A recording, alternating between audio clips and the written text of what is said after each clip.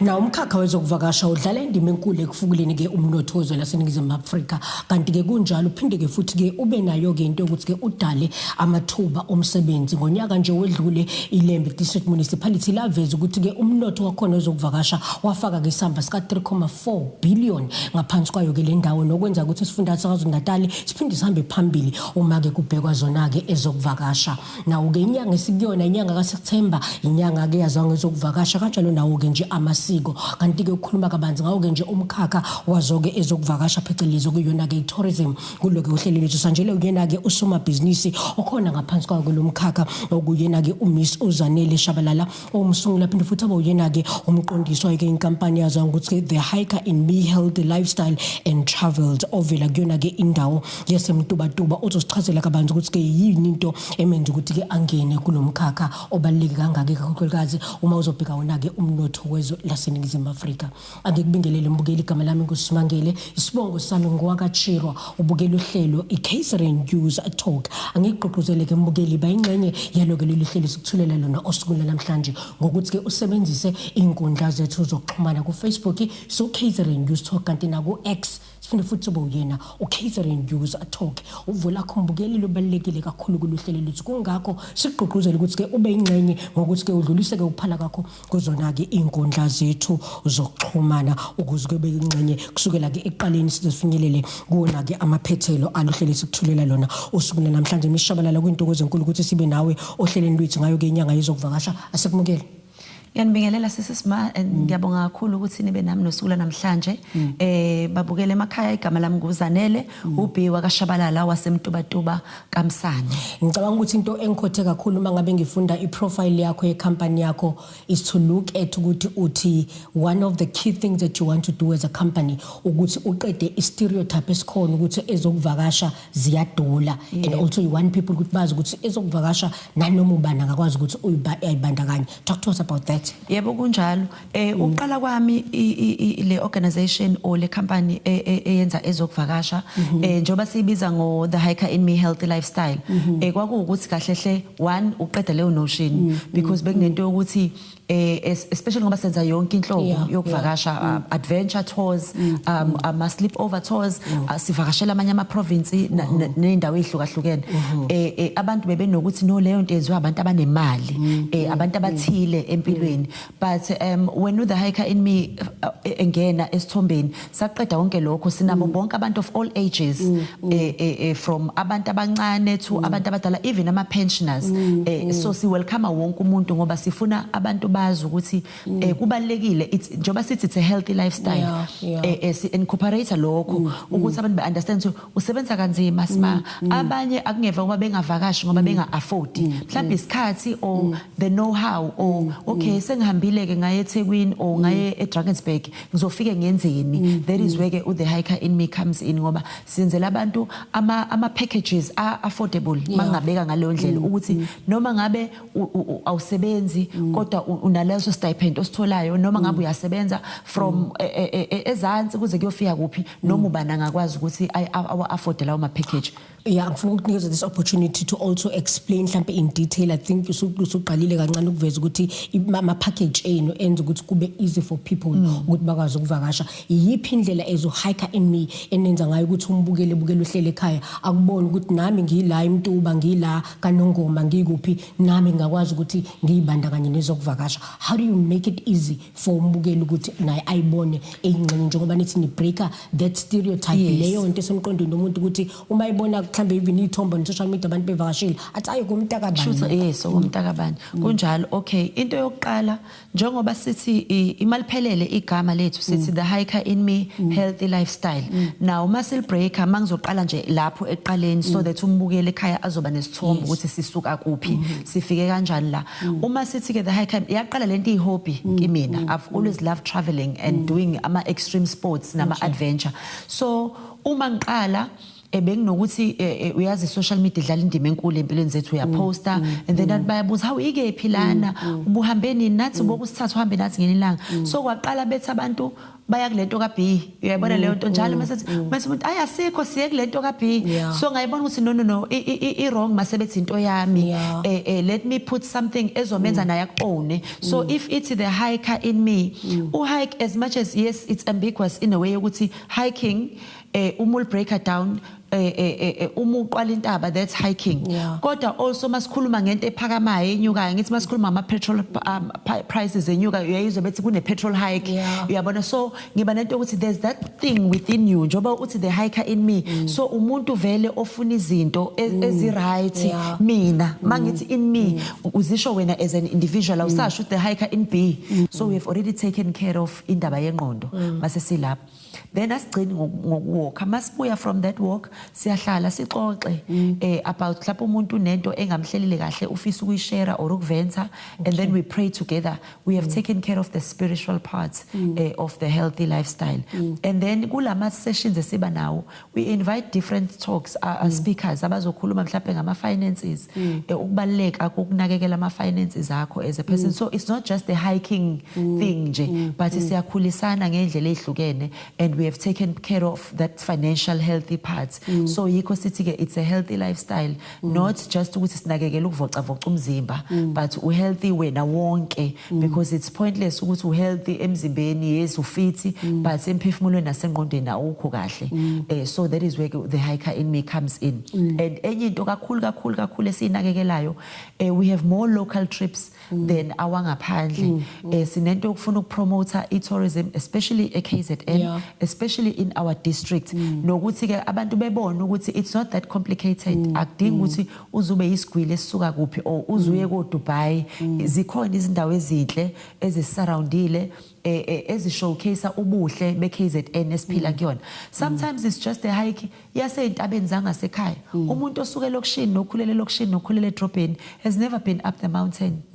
akazi ukuthi emakhaya asemtuba or asempangeni or you know ngaphandle kwaselokushini kukhona izintaba kunama streams in nature nje imvelo yinhle kangakanani so uma usushuthile ithombuza umuntu ebuza ukuthi ikephi la uma usumtshela no ila emtuba oh hayi sophongolo lana hayi sempangeni lana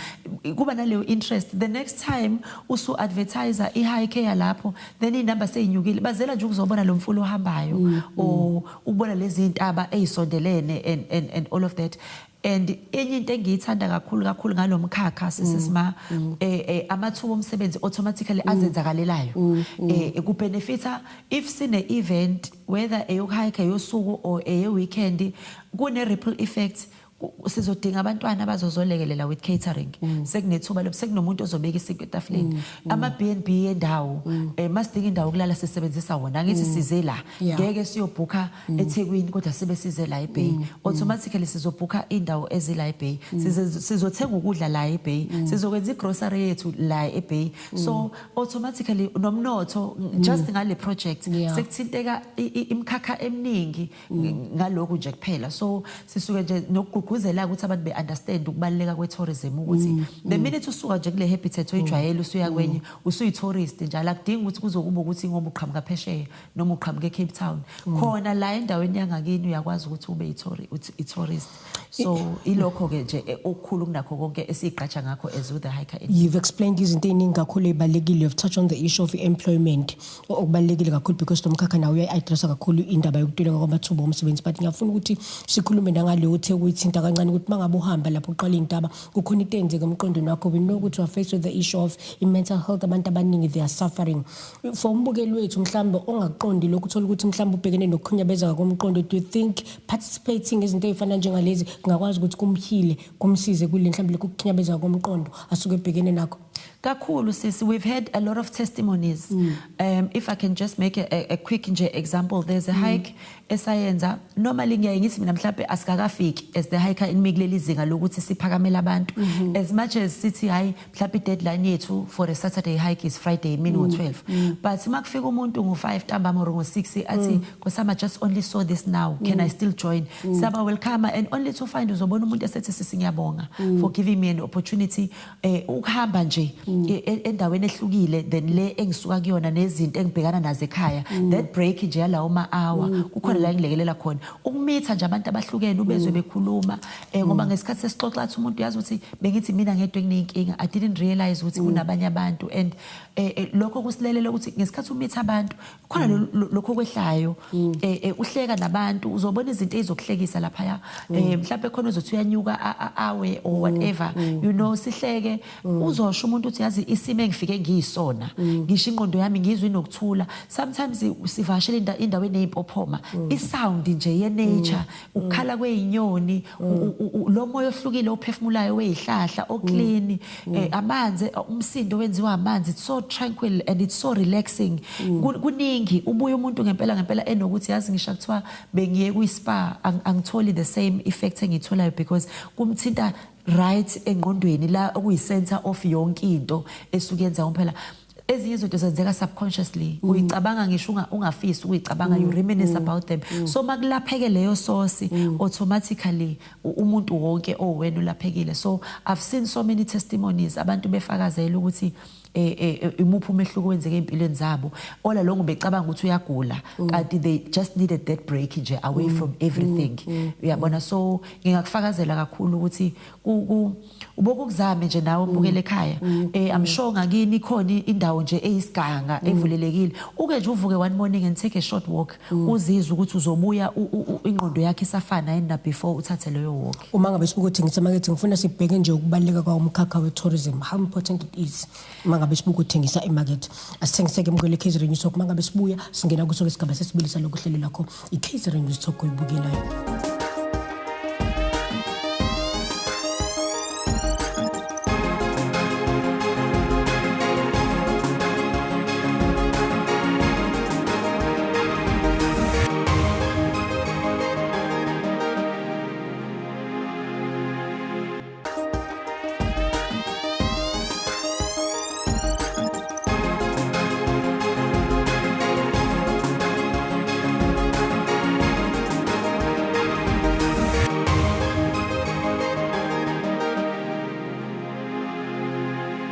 Asibingelele mbukeli sikwamkeleke kusoke isigaba sesibili saloke nje uhlelo lakho iKaizer News Talk oyibukela igama lami nguSimangele isibongo sami ngwakachiro uhlelo loludlala njalo ngolesibili isikhathi sisodwa 7:30 kwintandokazi kamabona kude wakho i1 Kaizer TV kanti ku DStv we are channel 261 uyakwazi ke ukubona kusuka nokuhlala kwazo zonke ke inhlelo including lona ke uhlelo lakho lengqayizo vele okuyiyona ke iKaizer News Talk kanti mawusanda kuvulela umabona kude wakho angikukhumbuze ke mbukeli ukuthi ke kuloko usuku namhlanje sinaye ke uhlelweni lethu uMiss Uzanele Shabalala omsungula phinde futhi awuyena ke umqondiswa ke inkampani yezokuvakasha yazwa ukuthi the hiker in me health lifestyle and travels sikhuluma naye kakhulukazi ngakho ke ukubaleka komkhakha wezokuvakasha kakhulu njengoba sikuyona inyanga kaSeptember nokuyinyanga eqondene nakho ke nje ezokuvakasha njengoba bekhuthaza kakhulu ukuthi ke sesifikile isikhathi ukuthi abantu baphele bangabi nawo umqondo ukuthi ezokuvakasha kufanele ukuthi ke ukhipheke imali enkulu ukuze ukwazi ukuthi ukuvakasha bona ke beinkampani bakwenza ukuthi ke kube lula kakhulu for wena mbukeli ukuthi ke ukwazi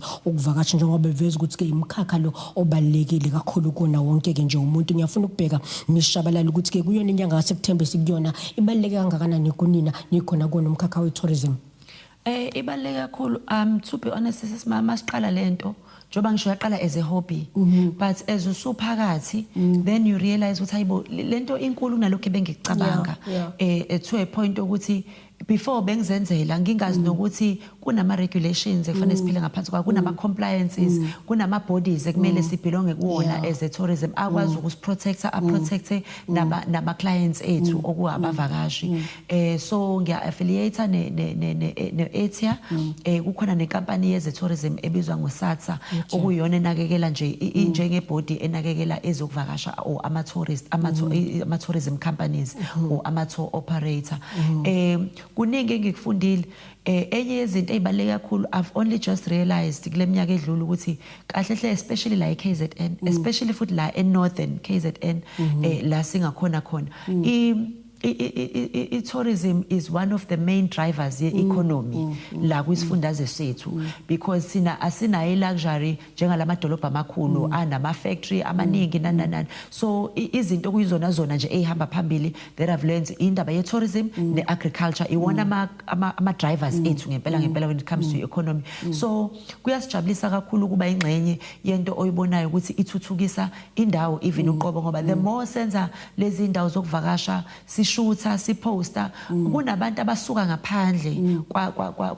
kwale region esikuyona bezela ukuzobona lelitshe obuhlezi kulona upostile or lesi stream osishuthile wasiveza because they were not aware or le waterfall oyivezile you know kunabantu abahlala kaHlabisa abebengazi ukuthi kunempophoma kaHlabisa accessible to everyone enhle ngendlela eyisimanga ongakwazi nje ukuthi ufike khona nifike nihlalele niswime manifuna ukuswima or nenze ku safe ngendlela eyisimanga so nje asisoli ngokuba kulomkhakha wa tourism and ukhulu usuku nosuku and kuyasijabulisa nokubona ukuthi iattention siyaqala iyabuya nakona siyabona nangendlela esilekelela ngayo mina nje ngeke ngangena na kwi-program ebi organize u-ETA yokusidevelopa as ama-tour operators which was all expenses paid they would not invest so much money besihlalise emahotela amaviki siyofunda ngalomkhakha if bebengawubona ubalekile so nginakho lokho ukuthi no nathi sesilitholile ukuthi sibambisise sifundise nabanye okukhulu kunakho konke ke siya developer even around the township sihambela nezikole sinama encouraging abantwana abenza i-tourism ukuthi there's so much more into tourism yes ungahamba uyofunda but i-reality is akubona bonke abantwana bazograduate abazoqashwa so ilapho ke siba encourage khona ukuthi miningi imkhakha bangayenza sekukhona ngisho izinto ezibizwa ngoma homestays akusadingi nokuthi uzube nemali eningi ukuthi ukhanda iB&B enkulu ukuthi abantu bezohlala uyakwazi nokuhlala nama-tourist kini and uwafundise ngeculture yakho neculture yakulelo ndawo enihlala kuyona bayakuthokozela kakhulu abahambi bangaphandle. Looking at isikhathi eniqale ngaso 2019 I know and also you also hit by indaba ye-COVID-19 but then it's fine we will not talk about that ngifuna ukuthi sibuke the numbers of the customers that you were getting when you started and looking at your current numbers of ama-customers that you are getting do you find that inombolo ziyanyuka kakhulu abantu uthando nesasasa liyakhula kakhulu ekuthenini bayibandakanye nezokuvakasha ulikhule kakhulu to a point ukuthi I think even namanje kune trip that is ongoing esihlanganisayo yama pensioners and we talk about black pensioners here yes abantu abamnyama bodwa fortunately or unfortunately I mean I only deal with local clients I don't have international clients and nabebala ilaba bakithi nje abamnyama the trust ngithina kusinika ukuthi nathi kumele sisebenze ngokuthembeka kubona because basithemba enough ngesikhathi sabo ngeimali zabo nangeimpilo zabo because when you take abantu from their natural habitat impilo yabisise ezandleni zakho as an operator but nje kuya fascinate ukwazi I think sengeke ngazi ngaba nama group amathathu just mama nje bangene nje bagcwale i-transporter beyo spend i-weekend away go Drakensberg go laba abanye sihamba nabo nje senza i-Tri-City tour where we're doing 3 cities in 5 days and ba excited uyabona ba encourage nabodwa manje sekufika to that point ukuthi we don't get vetted anymore bavele bathi nje hayi sakusahamba naleyo ngane ave isiphatha kahle siyabuyela nje next year uyabona ngisho senza ama conference ubezwa abantu batshela wena aqala engakaphuma i-conference ukuthi nje as soon as iphuma i-date yangonyaka ozayo usheshe usitshele sisheshe siyihlele bakumele sizobhuka uyabona kimina iyona into evele ngifascinate kakhulu because the first thing that comes to mind bake bebhuke ngihleke athi umuntu hayi sasibhukile ngisho ukubhuka ngisiphathe i-ticket and they'll so uzobhuka kanjani indawo yokulala ungalithenga i-ticket it shows the enthusiasm abanayo kulezi zokuvakasha because nabo njengoba besho ukuthi enye into engayibalulanga sesisima I think set her apart thina siyabanikeza ngisho i-allowance yokuthi ayikhokhe even installment isaqhuba kuleyo nto ukuthi ku-affordable so by the time traveler it actually feels like it's free ngoba ubelokhu ekukhokhela kancane unyaka usuka kambe kuyafika use paid up usephetheni i-pocket money yokuthi afika ispende phambili so asinayo lento ukuthi hayi if i-trip u-5,000 sifuna lo 5,000 and isenza kube i-full package ukufile ukuthi uphumile wena okwakho upakisha suitcase sikwenzele konke from catering to ukukhokhela indawo zokuvakasha zokuyobona to everything. So I package isuke iphelele wena, you don't have to do a thing, ukuthi ufike nje uzozi enjoya, uzo relaxa, senza nama retreats even ama couples retreats, ngoba silwisa nokulapha angithi silalele into ukuthi we want to live a healthy lifestyle. So I healthy lifestyle iqala nangomama nobaba aba healthy. Uyabona ukuze bezokwazi ukukhulisa abantwana aba healthy. Okay, we are going to get into our services in, but before we get into that ngifuna ukuthi sibheke ukuthi kukhona ukhalazo ukuthi basabancane kakhulu abantu bebalele insunda bakhona kulomkhakha. There are also red tapes within lomkhakha. You spoke about the compliance, you talk about the regulations. Ukuthi do you think as usual laseNingizimu Afrika sesihamba isigaba esingakanani in ensuring ukuthi mhlawumbe abantu abamnyama nabo bayakwazi ukuthi bangavinjwa ama red tapes akhona within lomkhakha ukuze bakwazi ukuthi nabo baqhubekele phambili. But ngicela ubambe impendulo ngenxa yesikhathi sithengise mangabe sibuya uyobona bakabanzi kuleyo mpendulo. Asithengise mbule Catering News Talk mangabe sibuya singena kuso isigaba sokugcina saluhlelo lakho iCatering News Talk uyibukela.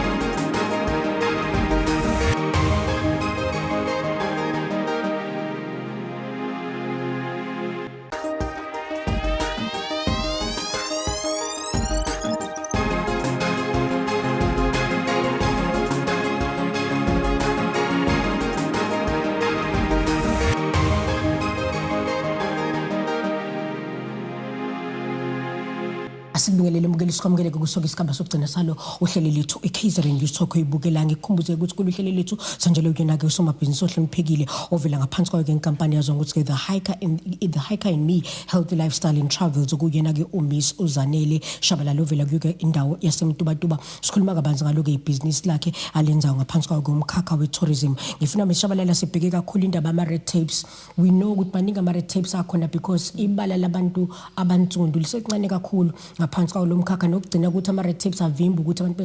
abantu bebalele insindo bakhule kakhulu kulomkhakha. How are you dealing with the red tapes akhona kulomkhakha? Okay, ukuphendula nje lapho sesima njoba I will mention once again, I think sekufike la idepartment esithatha serious khona isiyayibona ukuthi sikhona. So kukhona ama programs into engayi encourage mina abantu bakithi abamnyama abasafisa ukungena kulomkhakha ngoba ispace isiningi, the pie is too big. Uyabona ngeke nje size sithi sekwanele manje basangena hence sihambela nasezikoleni siqhugquzela abantwana ukuthi ababuke into ukuziqalela into zabo then ukulinda ukuthi beqashwe. Now abantu ngizosho njalo ukuthi asiyeke lento yokuthi njalo makukhona la sibizwa khona kuthiwa kunento ezosempowerisha sibe nokuthi sizonikwani lapho uyabona kuyadliwa lapho kuyenziwa ukuthi mina nje kakhulukazi ngizokhuluma ngathi whether Hiker in Me basilekelele kakhulu ngoba ukuhamba lama seminars nalezi zinto abasi-invite whether zibizwe omasipala bethu besibizele laba bantu bako SIDA bako SIFA bako Etia kuyasilelela ngoba one nami ngangayazi indaba ye compliance. I think for a good 2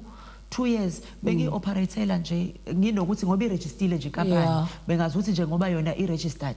We did not know about the insurance, i-public liability insurance ngoba lezo zinto zivela ngoba sekukhona umonakalo uthola ukuthi you're not registered with ama-board athize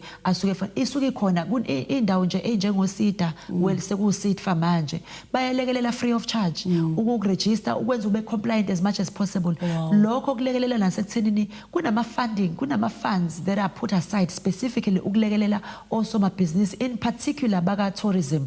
But ngenxa ye compliance uthola ukuthi umuntu uya apply izinto abayifunayo akanazo uyabona. So ngiyaye ngithi basics first, thola as much as information as you can get ukuthi how do you become completely compliant ukuze makuthiwa fake application la kune funding yokuthi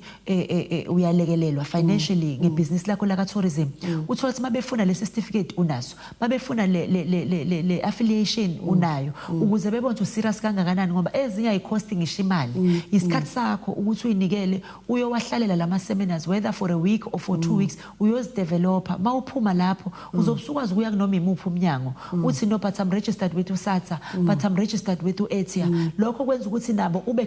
creditable kubona ukuthi awuyona ifly by night awuzile la ngoba uzofuna imali ukuthi bexhase bese uyanyamalala but you are actually doing something to develop yourself and your business. So mayekhona lama trainings wa attend abantu aba attend sisike sifike uthola ukuthi bekune capacity ukuthi bangathatha abantu aba 150 vele fika abantu aba 30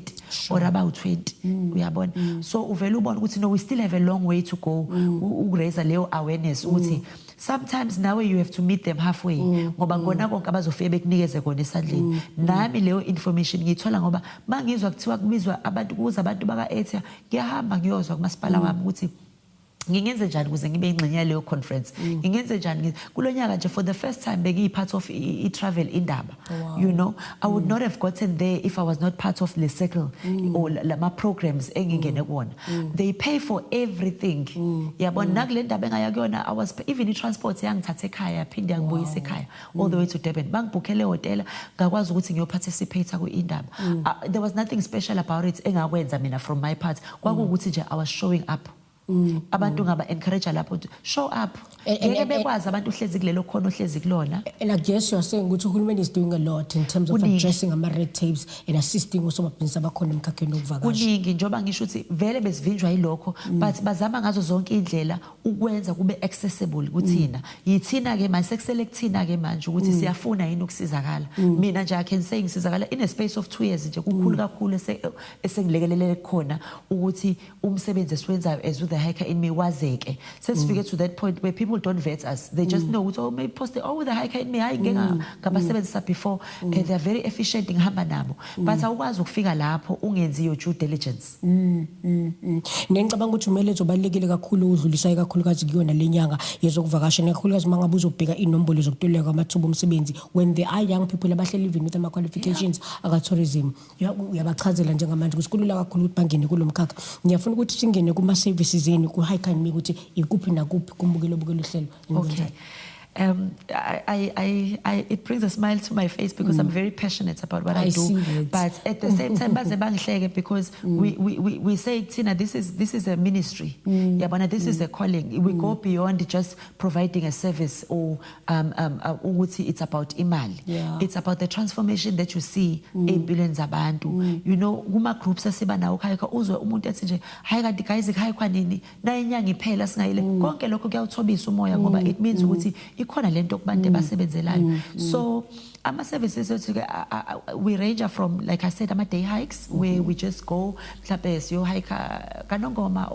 la uthina nje kwethu ukudiscover ama trails within our district before size siphumele ngaphandle. And how important it is for Nina as a hiker in me ukuthi nithi travel around ama local district kubaleka kangakanani kunina? Ngithina kubalekile ngoba nginento yokuthi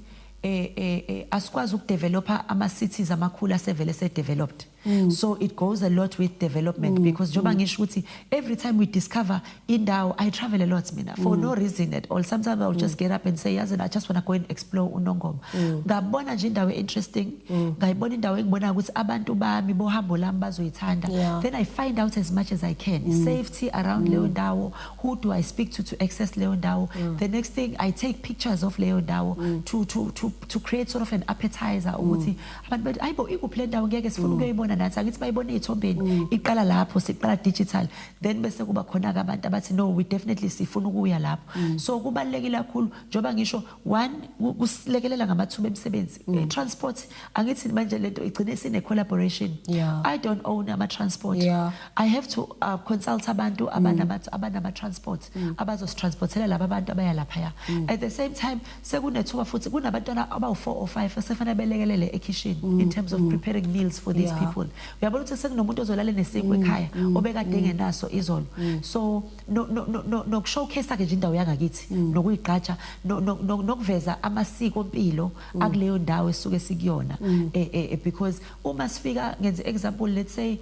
siyovakashela kaNongoma ehlala Nkosi kunama protocols akhona landelwayo abantu baqala befunda ukuthi oh bengazi ukuthi mufika kule ndawo mhlawumbe fanele ukhumula icathulo o mufika kule ndawo kufanele ungene ngebhlungu o angithi useyafunda sesifundisa nangeculture yethu manje. uyabona so nje mina kuyangijabulisa ngendlela eyisimanga because kwamina as ngihamba nami ngiyafunda uyabona ngiyafunda ukuthi okay sivashela ama cultural villages uthola ukuthi umuntu uhlezi khona la edukuduku eSt Lucia but akazi ukuthi kunama cultural village okukhona khona isibaya kusakhona abantu bakwazi ukufundisa ngengoma kunabantwana abasina ingoma umntwana wami nje cannot akakwazi ukusina ingoma to save his life ngize ngithi ayekela mfana wami uzolimala ngoba uyazi lento yenzayo but taking him to these places creates that interest about himself nemvelaphi yakhe so yikho konke lokho kungijabulisayo ngokuhambela kakhulu indawo as much as yes siyaphuma ngaphandle siyaya koMpumalanga siya kwamanye ama province but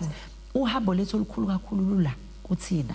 Mishabalala isikhathi sethu siyaphoxa the way okapaka ngakhona ngeinformation ngiyakholwa ukuthi ababukeli bayakhala nje base kumele siligoqe uhlelo lethu because ubusaqhubeka ushare information that is very important and I believe ukuthi uphinde futhi kucela ukuthi uphinduze kulona hlelo lethu so that you can mhlambe explain more on what you do but mhlambe just for ababukeli bethu abafisa bathole inombolo baxhumana nani kanjani and also on social media pages nikhona mhlambe share that information. Yes, ku Facebook sikhona as the hiker in me healthy lifestyle and travels sikhona ku TikTok you know these days phela I social media iyona okuningi esikwenzayo bayakwazi ukuthola lapho kanti futhi na ku email satholakala khona thehikerInme@gmail.com and then also inamba ke sitholakala kuyona on WhatsApp it's 073 350 5020 for any inquiries regarding ama trips esinawa available for the rest of the year or any ngoba ngisho senza ngisho ama school excursions siyabahambisa abantwana besikole for ama historical travels nama tours ukuthi bekwazi ukufunda especially labo asebekhetha umkhakha waka tourism siyahambela nezikole asicharge ngisho isente ke masenza ama school visits isikole nje masisicelile ukuthi sizo address abantwana babo abenza itourism ngokubaleka nokuthi ngalekwa lokho abakufunde encwadini yini enye singaba equipa ngayo ukuthi mabephuma la esikoleni be it ke ukwazile ukuhamba etertiary noma akakwazanga kodwa akwazi ukuphila ngetourism siyakwenza lokho at no cost at all. Mishabalala was certainly going to ask you to come back again. Yabona nje lengxenye sokhuluma ngayo ezikole ibalekile kakhulu ukuthi nisbreaka kanjani leyo nto kubafundi ukuthi bayibone just as a last resort into yaka tourism ukuthi umuntu athi ayibheke something azothi mayiphuthula izifundo zakhe angene nje kuyona hayi ngoba nakho mhlambe ehlulwe ukuthi angene kweminye imkhakha. Yes bengisathi ngithi ngifuna ukugcizelela kulokho ukuthi ngoba kune notion ezikoleni zokuthi abantu abakhetha tourism ingoba benqena ukwenza o maths and science sometimes it's much more than that and it's way deeper than that so nje kukhulu kakhulu abangabayikona nabangakwenza as far as tourism is very big it's one of the richest industries kulelizwe lethu ungazi kwamanye amazwe angaphandle but la eSouth Africa particularly eKZN we've got so much to offer as far as the tourism is concerned. Mishabalala asibonge kakhulu ngesikhathi sakho siphesona kuluhlelo lethu siphinde sifitsela inhlanhla kulomsebenzi omuhle kakhulu wenzayo. Ngiyabonga kakhulu sis and thank you so much for having me. Mbukele kezweni nyiso kesifinyelele kunaka amaphethelo aluhlelo bese kuthulela lona usuku namhlanje usimangelo kaChiro ngihamba nalo lonke ke ithimba leKZN News Talk asiphinde futhi kehlangana ngokuzayo.